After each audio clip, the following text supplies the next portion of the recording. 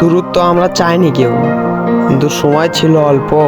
মিথ্যা আশায় ঘর ছাড়িলাম, কি অদ্ভুত তুমি প্রিয়। মনের মানুষ মনেই থাকে, সে কি তা জানে? জানার পরেও কিভাবে সে কষ্ট দেয় সে মনে।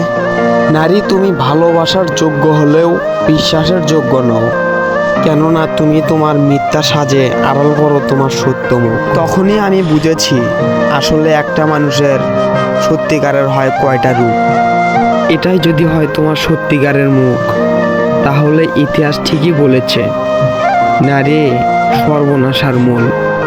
ভালোবেসে সবাই ধরে রাখতে চায়, পারে তার কয়জনে?